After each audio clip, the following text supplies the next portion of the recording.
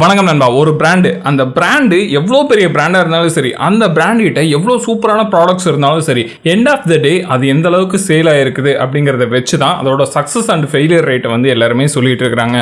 So அந்த வகையில் Indian மார்க்கெட்டில் இது வரைக்கும் பார்த்தோம்னா ரொம்ப ஃபெயிலியரான cars, but still in the market அப்படின்னு சொல்கிற மாதிரி ஒரு 5 கார்கள் இருந்துகிட்டே தான் இருக்குது. இப்போ பார்க்க போகிற 6 கார்களில் உங்களுக்கு இந்த கார் இருக்கலாம் இந்த லிஸ்ட்டில் அப்படின்னு சொல்லிட்டு உங்களுக்கு ஏதாவது ஐடியா இருந்துச்சுன்னா வீடியோவை பாஸ் பண்ணிட்டு இப்போவே அந்த நேமை வந்து கமெண்ட் செக்ஷன் பதிவு பண்ணுங்க. யார் கரெக்டா சொல்றாங்க அப்படிங்கறத பார்க்கலாம். நீங்க நம்ம சேனலுக்கு புதுசா இருந்தீங்கன்னா மறக்காம சப்ஸ்கிரைப் பண்ணிங்க. சரி வாங்க வீடியோக்குள்ள போலாம்.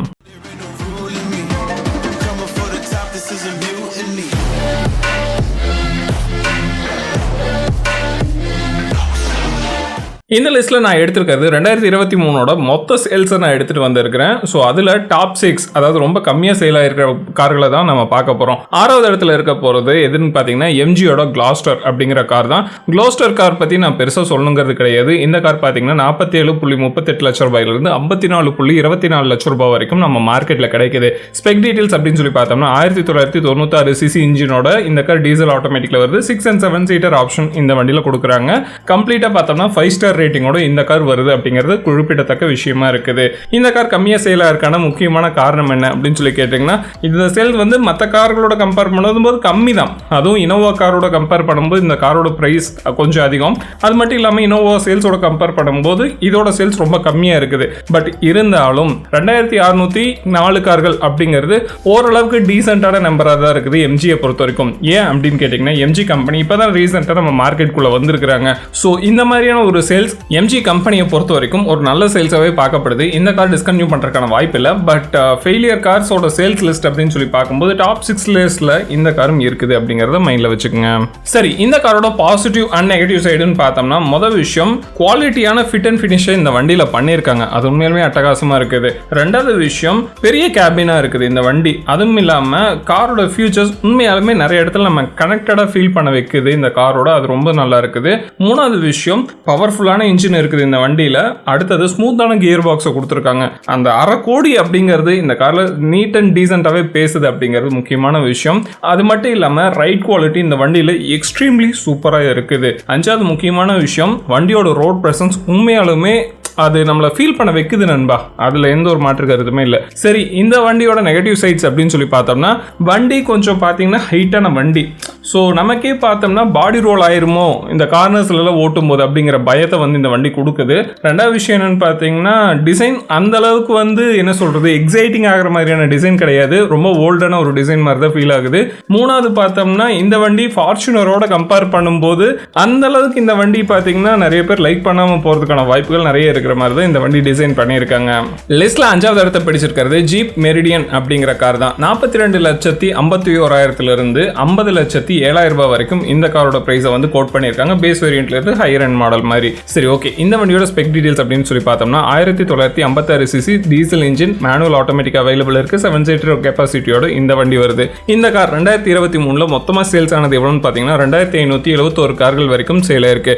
ஆவரேஜாக பார்த்தீங்கன்னா ஒரு மாசத்துக்கு லிட்டரலி ஒரு 200 300 கார்ஸ் வரைக்கும் ஆவரேஜா சேல் ஆயிருக்கு அப்படிங்கறத சொல்லலாம். இந்த சேல்ஸ் நம்பர் அப்படின்னு சொல்லி பார்க்கும்போது ரொம்ப கம்மியான சேல் நம்பர் தான். ஆனா இதோட பட்ஜெட் அப்படின்னு சொல்லி பார்க்கும்போது கிட்டத்தட்ட பாத்தீங்கன்னா 50 லட்சம். ஸோ 50 லட்சத்துல ஒரு வருஷத்துக்கு 2500 கார்கள் அப்படிங்கிறது உண்மையாலுமே ஒரு நல்ல நம்பராகவே பார்க்கப்படுது அப்படிங்கறத மைண்ட்ல வச்சுக்கோங்க.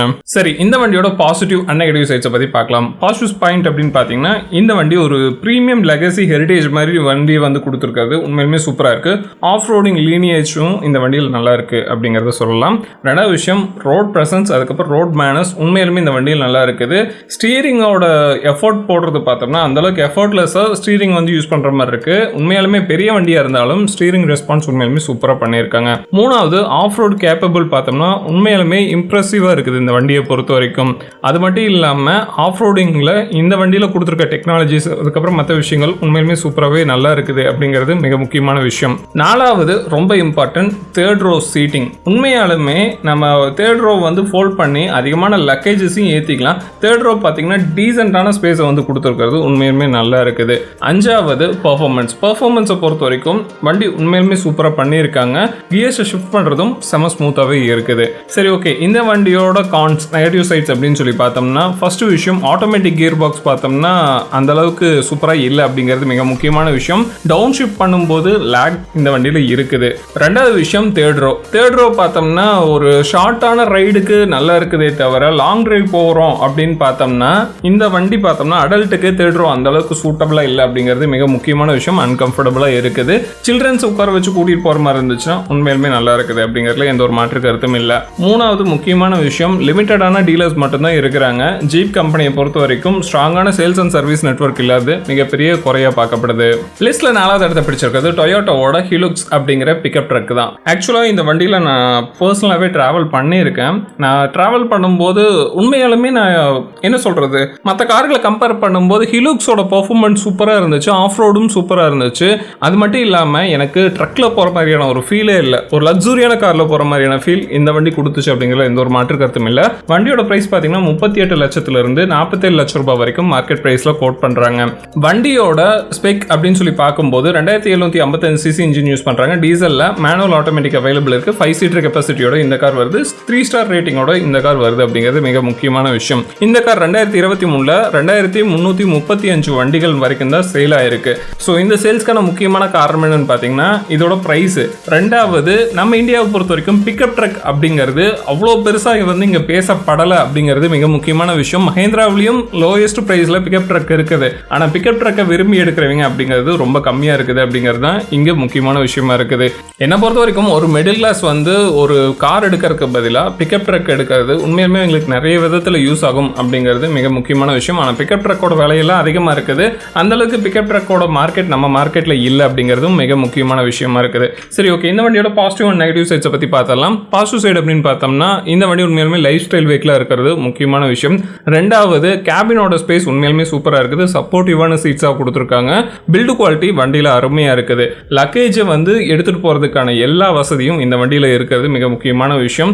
Sales and service, spare parts availability இது எல்லாமே டொயோட்டா நீட்டாக பண்ணுறாங்க இந்த வண்டிக்கு. சரி, ஓகே, இந்த வண்டியோட நெகட்டிவ் சைடு அப்படின்னு பார்த்தோம்னா இன்ஜின் ரீஃபைன்மெண்ட் அந்த அளவுக்கு பெரிய வித்தியாசத்தை வந்து கொடுக்கல. பவுன்ஸியான ரைட் குவாலிட்டி இந்த வண்டியில் இருக்குது. பிரைஸ் அப்படிங்கிறது ரொம்ப அதிகமாக இருக்குது அப்படிங்கிறது மிக முக்கியமான விஷயம். லிஸ்ட்ல 3வது இடத்தை பிடிச்சிருக்கிறது வாக்ஸ்வாகனோட டைகுன் அப்படிங்கிற கார் தான். 44 லட்சம் ரூபாய்க்கு இந்த கார் நம்ம மார்க்கெட்டில் ஸ்டார்ட் ஆகுது. ஸோ இந்த கார் நம்ம மார்க்கெட்டில் பெட்ரோல் ஆட்டோமேட்டிக் மட்டும்தான் கொடுத்துட்ருக்காங்க. ஒரு வேரியன்ட் மட்டும்தான். 1984 சிசியில் இந்த வண்டி வந்து கொடுத்துட்ருக்காங்க 5 சீட்டர் கெப்பாசிட்டியோட. இந்த வண்டி 2023 1606 வண்டிகள் வரைக்கும் சேலாக இருக்குது. சரி, ஓகே, இந்த வண்டி சேல் இந்த அளவுக்கு கம்மியாக இருக்கிற காரணமும் இதோட ப்ரைஸ் தான். பட் முக்கியமான விஷயம் என்னன்னா இது ஒரு ஃபெயிலியர் காராக தான் நம்ம மார்க்கெட்டில் இருக்குது அப்படிங்கிறது மிக முக்கியமான விஷயம். வாக்ஸ்வாகன் கார்கள் அப்படின்னு சொன்னோம்னாவே ஜெர்மன் கார்கள் நம்ம மார்க்கெட்டை பொறுத்த வரைக்கும் எப்படி பார்க்குறாங்கன்னா பர்ஃபார்மன்ஸ் நல்லா இருக்கும், ஆனால் மெயின்டெனன்ஸ் அதிகமாக இருக்குது, மைலேஜுங்கிறது ரொம்ப கம்மியாக இருக்குது அப்படிங்கிற குற்றச்சாட்டு இருக்குது. சரி, ஓகே, இந்த வண்டியோட பாசிட்டிவ் அண்ட் நெகட்டிவ் சைட்ஸை பற்றி பார்த்தலாம். பாசிட்டிவ் சைடு அப்படின்னு பார்த்தீங்கன்னா இதோட ஸ்டைலிங் உண்மையிலேயே சூப்பராக இருக்குது. Build quality super. ரூமி அதாவது ஸ்பேசியஸான கேபின் வந்து கொடுத்துருக்குறாங்க. ஹேண்டில் பண்ணுறது இந்த வண்டி ஈஸியாக இருக்குது. ஸ்மூத்தான டிரைவ் ட்ரெயின் கொடுத்துருக்கிறது உண்மையாலுமே ரெஸ்பான்சிவாகவும் பவர் அவுட்புட் சூப்பராகவும் இந்த காரில் இருக்குது. சரி, ஓகே, இந்த வண்டியோட நெகட்டிவ் சைட்ஸ் அப்படின்னு பார்த்தோம்னா ப்ரைஸ் ரொம்ப அதிகமாக இருக்குது. லோ ஸ்பீட் ரைட் குவாலிட்டி அந்த அளவுக்கு இல்லை. மூணாவது என்னன்னு பார்த்தீங்கன்னா சாய்ஸஸ் இந்த வண்டியை பொறுத்த வரைக்கும் எதுவுமே இல்லை அப்படிங்கிறது தான் முக்கியமான விஷயம். ஏன்னா பெட்ரோலில் ஆட்டோமேட்டிக் மட்டும்தான் அவைலபிள் இருக்குது நம்ம மார்க்கெட்டை பொறுத்த வரைக்கும். மற்ற எந்த மாடலுமே இந்த வண்டியை பொறுத்த வரைக்கும் இப்போதைக்கு அவைலபிள் இல்லை. சிசி இன்ஜின் டீசல் மேனுவலில் கொடுத்துருக்காங்க. 7 and 8 சீட்டரில் இந்த வண்டி அவைலபிள் இருக்குது. 4 ஸ்டார் ரேட்டிங்கோட இந்த கார் வருது. சரி, ஓகே, பாசிட்டிவ் அண்ட் நெகட்டிவ் சைட்ஸ்னு பார்த்தோம்னா லைட் கண்ட்ரோல்ஸாக கொடுத்துருக்காங்க. டிரைவ் பண்ணுறதுக்கு ஈஸியாக இருக்குது. டீசென்டான ஒரு எம்பிவியாக இந்த கார் இருக்குது. ஹை ரைடராக உட்காந்து கார் டிரைவ் பண்ணுறவங்களுக்கு இந்த வண்டியோட டைனமிக்ஸ் ரொம்ப பிடிக்கும். கம்ஃபர்டபுளான கேபினாக கொடுத்துருக்காங்க. லாட்ஸ் ஆஃப் ஸ்பேஸ் வந்து ஸ்டோரேஜ் ஸ்பேஸாக கொடுத்துருக்காங்க. தேர்ட் ரோ பார்த்தீங்கன்னா யூஸபிளாக இருக்குது அடல்ட்ஸ்க்கு. சரி, ஓகே, இந்த வண்டியோட நெகட்டிவ் சைடு அப்படின்னு பார்த்தீங்கன்னா இந்த வண்டி இப்போ பார்க்கறதுக்கு அவுடேட்டட் ஆயிடுச்சு லுக் அண்ட் டிசைனில். ரெண்டாவது, வண்டியில் யூஸ் பண்ணிருக்க பிளாஸ்டிக் ரொம்ப சீப்பாக வந்து நமக்கு ஃபீல் ஆகுது. பூட் ஸ்பேஸ் அப்படிங்கிறது தேர்ட் ரோவை யூஸ் பண்ணதுக்கு அப்புறம் அந்த அளவுக்கு பெரிய பூட் ஸ்பேஸ் இல்லை அப்படிங்கிறது தான் மிக முக்கியமான விஷயமா இருக்கு. லிஸ்ட்ல ஃபர்ஸ்ட் பிளேஸை பிடிச்சிருக்க வண்டி எதுன்னு கேட்டீங்கன்னா சிட்ரியனோட C5 ஏர்கிராஸ் அப்படிங்கிற வண்டி தான். 47.35 லட்சம் ரூபாய்க்கு இந்த வண்டி அவைலபிள் இருக்குது. ஒரே ஒரு மாடல் மட்டும்தான், டீசல் ஆட்டோமேட்டிக் மட்டும் தான் கொடுக்குறாங்க. இந்த வண்டி அதிகபட்சமாக 17.5 கிலோமீட்டர் மைலேஜ் கொடுக்கக்கூடிய வரக்கூடியது 1997 சிசி இன்ஜினோட இந்த வண்டி வருது. 4 ஸ்டார் ரேட்டிங்கோட 5 சீட்டர் கெப்பாசிட்டியோட இந்த வண்டி வருது. இந்த வண்டி மொத்தமா போன வருஷம் 2023 வெறும் 127 வண்டிகள் வரைக்கும் தான் வித்திருக்காங்க. அதுக்கான காரணம் அப்படின்னு சொல்லி பார்த்தீங்கன்னா, முதல் விஷயம் சிட்ரியன் இப்பதான் நம்ம மார்க்கெட்டுக்குள்ள வர்றாங்க. 1 இயர் கூட கம்ப்ளீட் ஆகல. ரெண்டாவது விஷயம் அவ்வளவு பெரிய டீலர்ஷிப் இல்ல மார்க்கெட்ல. மூணாவது முக்கியமான விஷயம் என்னன்னா, மார்க்கெட்டுக்குள்ள இறங்கும் போது ஓரளவுக்கு இந்தியன் மார்க்கெட்டா கொஞ்சம் லோயஸ்ட் பிரைஸ்ல தான் ஃபர்ஸ்ட் கார் இறக்கணும். அதுக்கப்புறம் தான் பார்த்தீங்கன்னா நீங்கள் பெரிய கால் எடுத்து வைக்கிறதுக்கு ஈஸியாக இருக்கும். ஆனால் சிட்ரியன் கம்பெனி உள்ள வரும்போதே 47 லட்சம் ரூபாய்க்கு காரை கொண்டு வந்து இறக்குறாங்க. ஸோ நிறைய பேர் வந்து யோசிப்பாங்களே 47 லட்சம் அப்படிங்கும்போது. சிட்ரியன்கிறது ஒரு சூப்பரான கம்பெனி தான், நான் இல்லைன்னு சொல்ல. ஆனால் இந்தியன் மார்க்கெட்டுக்கு புதுசு இல்லை.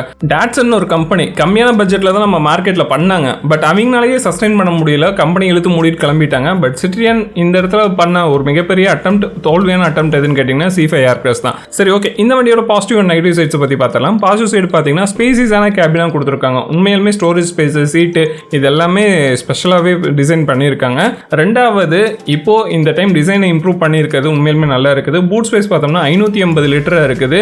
அதுவும் பார்த்தீங்கன்னா செகண்ட் ரோ வந்து நீங்கள் மடக்கி விட்டீங்கன்னா 720 லிட்டர்ஸ் வரைக்கும் உங்களுக்கு பூட் ஸ்பேஸ் தாராளமாக கிடைக்குது. டிரைவிங்கை பொறுத்த வரைக்கும் ரெஸ்பான்ஸ் உண்மையிலுமே த்ராட்டில் ரெஸ்பான்ஸ் சூப்பராக இருக்குது. லேக் எந்த இடத்துலையுமே இல்லை. ஆட்டோமேட்டிக் கியர் பாக்ஸாக இருக்கும் போது கூட ஹை ஸ்பீட் ரைட் குவாலிட்டி இந்த வண்டியில் சூப்பராக இருக்குது. 60 கிலோமீட்டருக்கு மேலே போயிட்டீங்கன்னா உங்களுக்கு எந்த ஒரு இதுவுமே தெரியாது. வண்டி ஸ்மூத்தாக அப்படியே வெண்ணெயில் வலிக்கிட்டு போகிற மாதிரி போயிட்டே இருக்கும். சரி, ஓகே. இந்த வண்டியோட நெகட்டிவ் சைடு அப்படின்னு பார்த்தோம்னா இன்ஜின் நாய்ஸ் வந்து கேபின்குள்ளே கேட்குது. அதை வந்து கொஞ்சம் டேம்பிங் பண்ணி கொஞ்சம் சவுண்டை கொஞ்சம் கண்ட்ரோல் பண்ணாங்கன்னா நல்லா இருக்கும். ரெண்டாவது, லோ ஸ்பீட் ரைட் குவாலிட்டி அந்த அளவுக்கு இந்த வண்டியில் ஒர்த்தா இல்லை. மூணாவது, வண்டி ரொம்ப ஹைட்டான ஒரு வண்டியாக இருக்குது. ஹை ஸ்டாண்ட்ஸ் வண்டியாக இருக்குது. ஸோ பாடி ரோல் ஆயிருமோ அப்படிங்கிற பயம் கார்னரில் ஓட்டும்போது ஆட்டோமேட்டிக்காக நமக்கு வருது அப்படிங்கிறத மிக முக்கியமான விஷயம். இதை இம்ப்ரூவ் பண்ணாங்கன்னா இந்த வண்டி இன்னுமே சூப்பராக இருக்கும் அப்படிங்கிறது தான் என்னோட ஒப்பீனியனாகவும் இருக்கு. சரி, ஓகே நண்பா, இந்த வீடியோவோட கடைசிக்கு வந்துடும். இந்த வீடியோ பற்றின ஒப்பீனியன்ஸ் வரவேற்கப்படுது. உங்களுக்கு ஏதாவது கமெண்ட்ஸ் இருந்தாலும் சரி, வேற ஏதாவது சஜஷன் இருந்தாலும் சரி, கமெண்ட் செக்ஷனில் போடுங்க. வீடியோ பிடிச்சிருச்சு எப்போ சொல்கிற மாதிரி லைக் பண்ணுங்க. அடுத்த வீடியோவில் மீட் பண்ணலாம் நண்பா. டாடா.